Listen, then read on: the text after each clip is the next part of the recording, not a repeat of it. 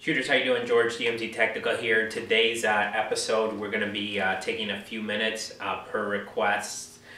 People ask me a lot about my war belt and what I got on it, and I'll go through and I'll explain some of the things I put on there. This is personal preference. It all depends on what your situation is and what your primary use of your battle belt is. Whether you have, this kind of war belt, battle belt, whether you got a vest, whatever case may be, load carrying device, you have to be cognizant of what your primary use of it is going to be.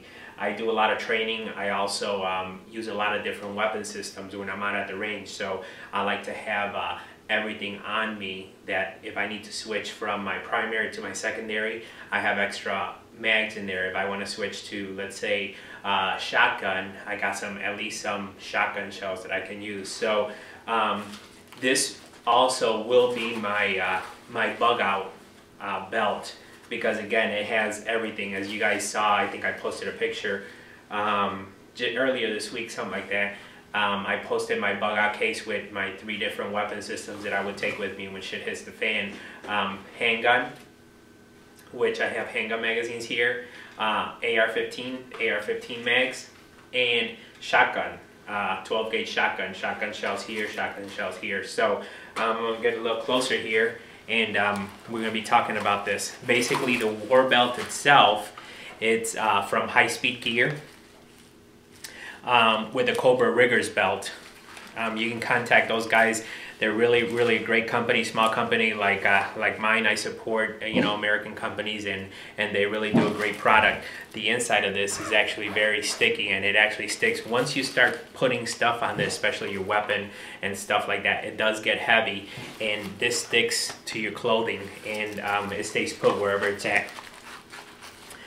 Starting off, Riggers belt here, there's actually an option to get Velcro on the inside of it, so it actually sticks in place. So just looking at it from this way, this would be the front of it. If you look here, I have High Speed Gear also tacos. These tacos are actually magazine holders, and then I have a shell holder right in front of it, Velcroed up. So if I needed to get rid of this, I'm just rid of this, and here's my my shotgun shell holder. It does hold 5, and it stays there in place. Up front, I put my double aught buck shotgun shells.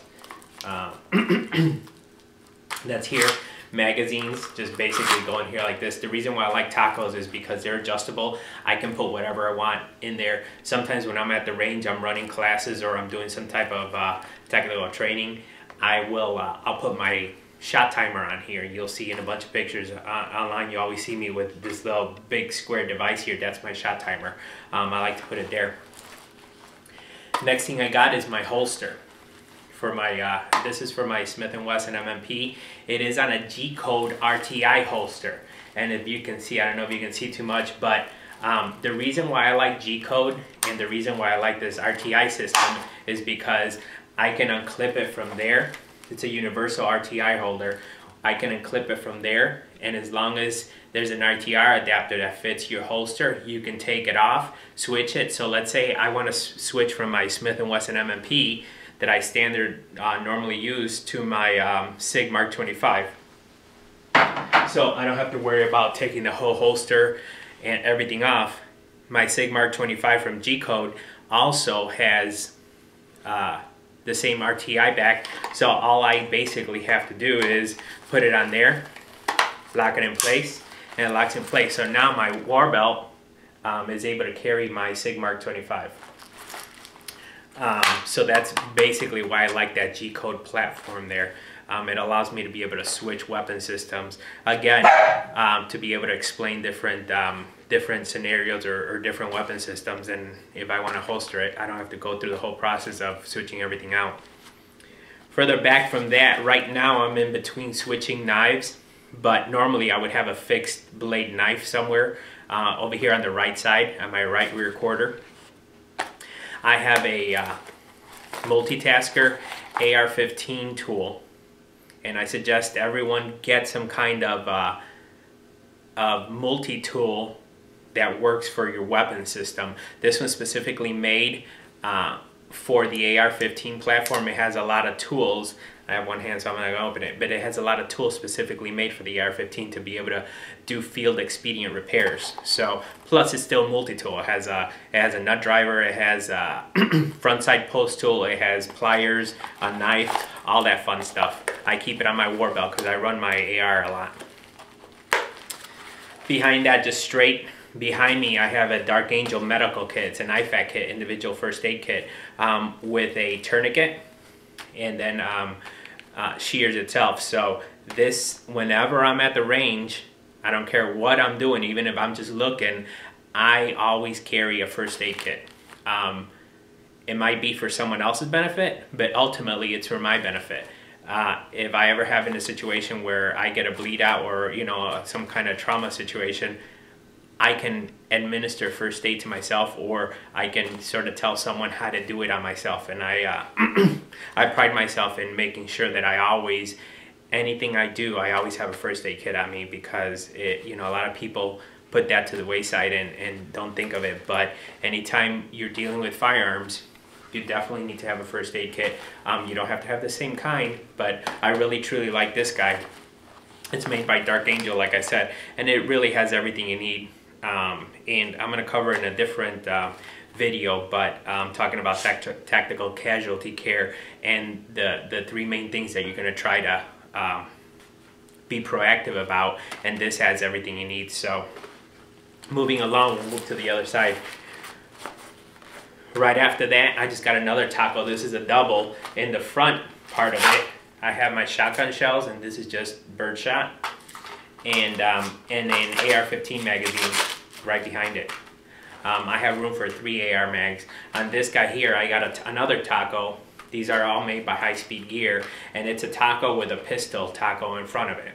And I basically have my pistol magazine and also my AR. And then right here, up in the front left, I got 2 pistol mag holders. They're just called P-tacos, and they're there. And basically, this is my get-up when I go out to the range or whatever I'm doing. This has pretty much everything I need when I need to run my guns. You know, sometimes I will switch, and I'll put a vest on depending on the situation, but overall, this is probably this is definitely the best war belt I've ever used. It definitely stays in place. It does have room here, little clips, so you can put suspenders on to help with the load carrying if you need. But it really is a great system. So this is my preference, what I use.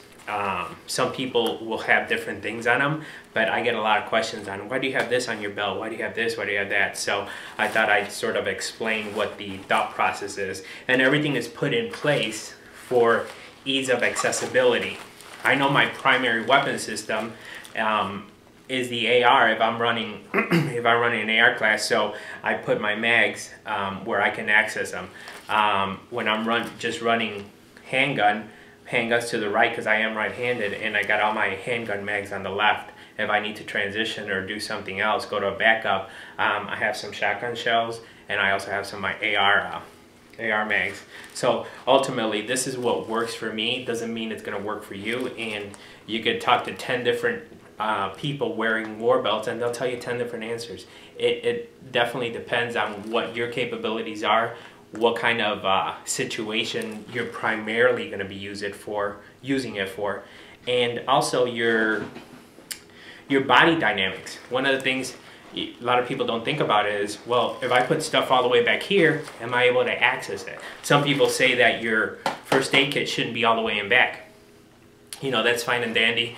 There's different schools of thought. I don't mind having them back. If I do have a situation where I'm shot, I should be able to get to the back. If I can't turn around and get to the back of my first aid kit, then there's probably nothing I'm going to be able to do to give myself some first aid. So someone will be able to get that first aid for me if there's other people around. So I'm not really concerned with that. Other than that, that's it. Basically, High Speed Gear, Gene out there, High Speed Gear, they're really good guys, and they really will we'll get you fitted if you're interested in one of these. I have no affiliation with them, but I do like their product, and whenever I find a good product, I definitely talk highly of it, and I definitely support them because it's been good to me. So, all right, I hope this was educational. Semper Fi. I'll talk to you guys on the other side.